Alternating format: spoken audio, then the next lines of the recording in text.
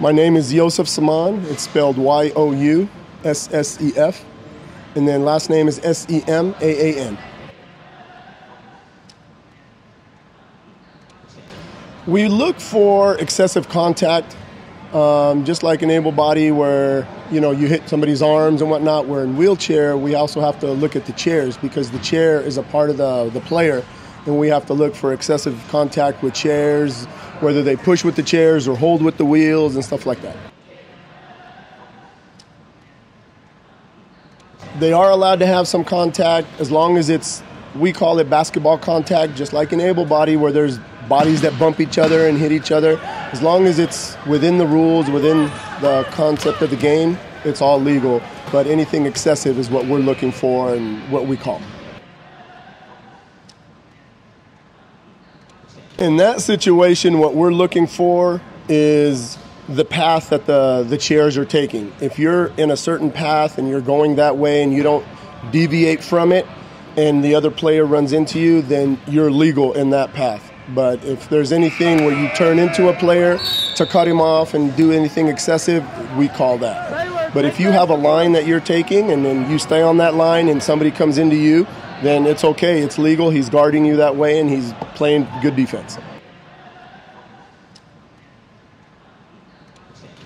As a three-point shot, their back wheels need to be behind the three-point line. As long as they release the ball where their back wheels are behind the line, then we mark it as a three and we give them a three. So their front wheels are gonna be over the line, but it's where the back wheels are touching the ground. We make sure those wheels are behind the line when the ball's released.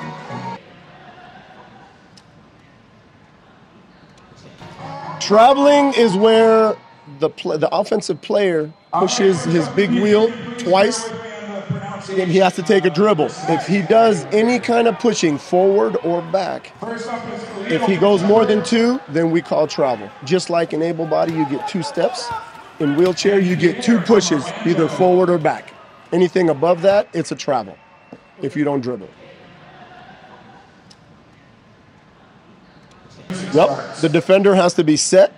And if the defender is set and is holding his wheels and they're not playing defense and the offensive person runs into them, that is an offensive foul.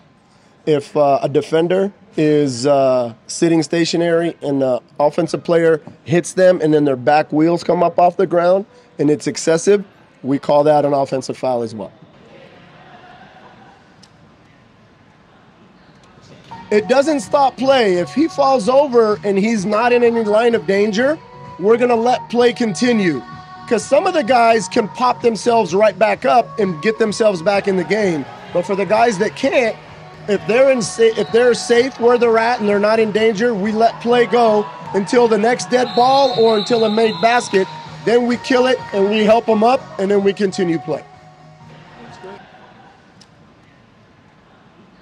Actually, the game has changed a lot.